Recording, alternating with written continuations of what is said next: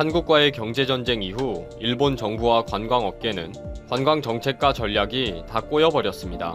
최근에는 중국인 관광객이 늘어나도 일본 경제에는 아무런 실익이 없다는 사실이 밝혀졌습니다. 중국인 관광객은 늘었는데 그 돈을 다시 중국인들이 다 가져가 버리고 있다는 걸 확인했는데요. 그 최근 조사를 한번 확인해 보시죠. 2018년 일본을 방문한 외국인 관광객은 3,119만 명입니다. 중국인은 27%를 차지하는 838만 명이고요. 그런데 여행 소비액 증가를 조사해보니 전년 대비 여행객 수는 8.7% 늘어났는데 소비는 2.3%밖에 늘지 않은 것입니다. 그래서 왜 이런 결과가 나왔는지 일본 정부는 조사에 나섰습니다. 놀랍게도 그 원인은 중국인 관광객에 있다는 것입니다.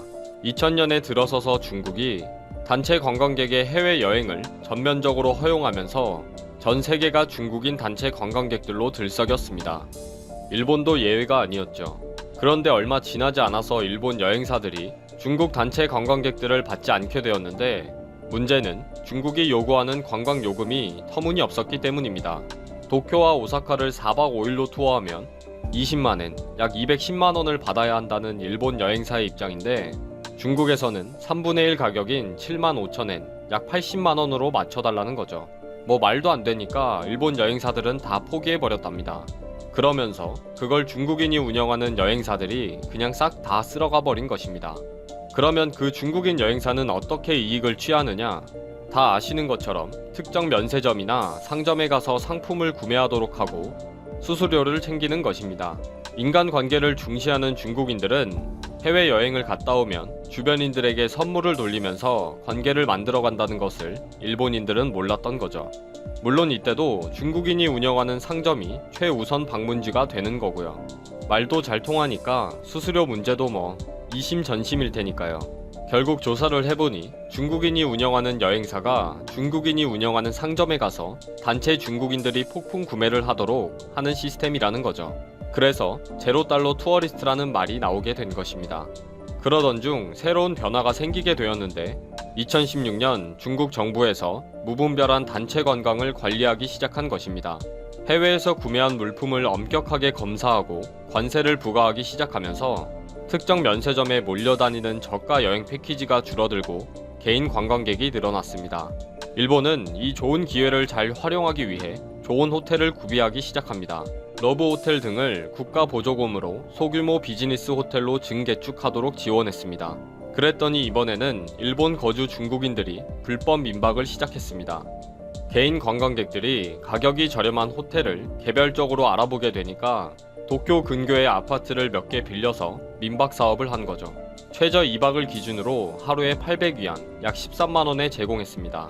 일본은 민박법이 있어서 181수의 영업일수 제한이 있는데 제일 중국인이 하는 무등록 불법 민박은 통계에도 잡히지 않을 정도로 인터넷상에서 중국인 관광객과 사전 예약과 결제를 해버리는 거죠. 또 일본이 골치 아파하는 것이 하얀색 번호판을 가진 불법 택시, 시로타쿠입니다. 일본은 자동차 운송업을 하는 택시 등은 녹색 번호판, 승용차는 하얀색 번호판을 달고 있습니다. 자연히 불법 영업을 하면 단속 대상이 되고 관광객까지 처벌을 받아서 재입국이 불가능할 수도 있습니다. 그럼에도 단속이 어려운 이유는 중국의 배차 앱을 이용해 이미 예약과 결제를 완료한 상태에서 일본 입국을 하기 때문입니다. 그러니 막상 단속이 되어도 친척이다, 친구다, 지인이다 하면 대책이 없다는 거죠. 오사카에만 해도 중국 불법 영업 차량이 100여 대가 넘는 것으로 파악하고 있다네요.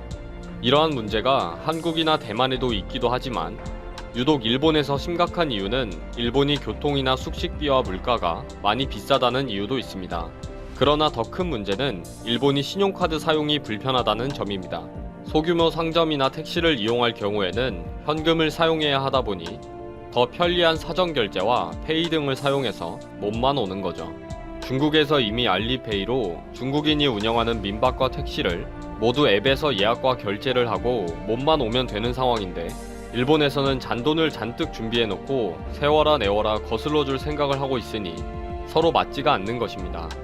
그리고 일본이 2011년 방일 관광객이 622만 명에서 몇 년 만에 3,100만 명으로 폭발적으로 늘어나게 된 가장 큰 이유는 한국인들이 저가 항공기로 삿포로, 후쿠오카, 대마도 등 지방 도시로 갑자기 몰리게 되었기 때문입니다. 작은 도시마다 한국인들이 관광 인프라를 다 만들어 놓고 경제를 활성화시킨 건데 그 고마움을 모르고 중국인들이 몰려오면 된다 라고 큰 소리를 치다가 왕서방에게 계속 당하고 있는 꼴입니다. 일본 머리 꼭대기에 있는 중국인들도 대단하고 한국의 고마움을 모르는 일본의 어리석음도 대단하지 않습니까? 한국 영화가 일본에서 박스오피스 정상에 오르기는 2005년 내 머릿속의 지우개 이후 15년 만이었습니다. 지난달 10월 개봉과 함께 5위로 출발한 기생충은 차츰 순위가 오르더니 지난 10일 아카데미 시상식에서 작품상 등 사관왕을 휩쓴 뒤 입소문을 타고 결국 정상을 차지한 것입니다. 특히 최근 한일 관계가 좋지 않은 가운데서도 영화의 힘으로 이뤄낸 흥행이라는 점에서 의미가 깊다고 보고 있습니다.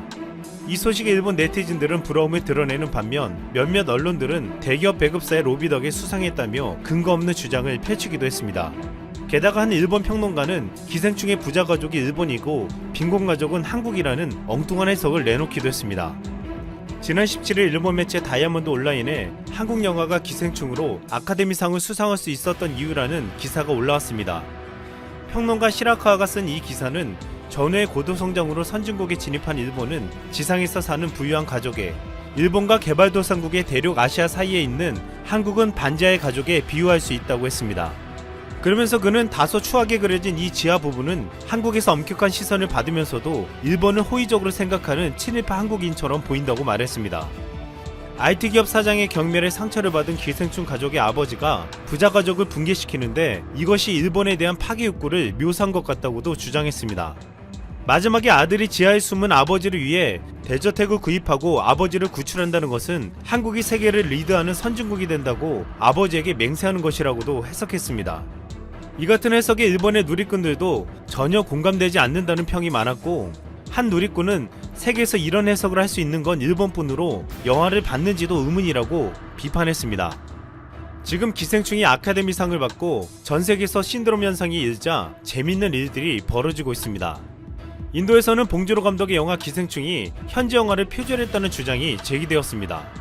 지난 17일 인도 영화 민사르 칸나의 프로듀서 테나파는 기생충의 기본 플롯은 우리 영화에서 따간 것이라며 그들이 우리 영화의 가장 중요한 부분을 훔쳐갔다고 주장했습니다. 이어 테나파는 기생충의 제작사를 표절로 고소할 예정이라고 했습니다. 인도 영화 민사르 칸나는 사랑을 쟁취하기 위해 신부를 감추고 연인의 집에서 경호원으로 일하는 남성의 이야기를 담았습니다. 남성은 결혼을 위해 그의 남동생과 누이도 그 집에서 각각 하인과 요리사로 일하며 함께 목적을 달성하는 이야기입니다. 기생충이 부잣집에 가족들이 취업하는 이야기라서 민사르 칸나 측은 이것을 표절했다고 주장하고 나선 것입니다. 이와 관련해 민사르 칸나의 라비 쿠마르 감독은 아직 기생충을 보지 못했다면서 소송은 프로듀서가 결정한 일이라고 말했습니다. 그는 민사르 칸나가 기생충의 영감으로 작용했다고 할지라도 그 이야기가 오스카상을 받아서 기쁘다고 했습니다. 인도 언론 인디아 투데이는 가족 구성원 모두가 한 집에서 일한다는 설정은 비슷하지만 영화 민사르 칸나는 남녀의 사랑을 다룬 영화일 뿐이라고 했습니다. 반면 기생충은 부유한 집에서 일자리를 구하는 노동자 계급 가족의 이야기를 그린 것으로 등장인물의 동기는 완전히 다르다고 지적했습니다. 인도의 영화평론 사이트 필름 컴패니언도 표절 주장을 비판했습니다. 기생충은 계급투쟁의 이야기를 그렸고 민사르 칸나는 여성 간의 갈등을 그린 영화로 매우 다른 이야기라는 것이었습니다. 그러면서 이 주장을 진작에 믿는 사람은 아무도 없을 것이라고 했습니다. 그럼에도 기생충을 고소하겠다는 민사르 칸나의 프로듀서 테나파는 표절 주장의 정당성을 말하면서 과거에 한국의 영화 제작자들이 타미러 영화 제작자들에게 소송을 건 사례가 있다고 말했습니다. 한국에서 소송을 한 것처럼 자신도 소송을 하겠다는 것이었는데 사실 인도는 그동안 무수하게 한국 영화를 표절해서 논란이 되어 왔습니다. 그동안 표절 논란이 되어왔던 한국 영화는 7번 방의 선물, 달콤한 인생, 엽기적인 그녀, 조용한 가족, 올드보이, 시라노 연애저작단 등 20여 편이 넘었습니다. 인도 영화들은 한국 영화에 대해 저작권을 지불하지 않고 무단으로 표절하는 게 다반사였습니다. 이 때문에 지금 기생충 표절에 대한 주장은 적반하장이란 말이 나오고 있습니다.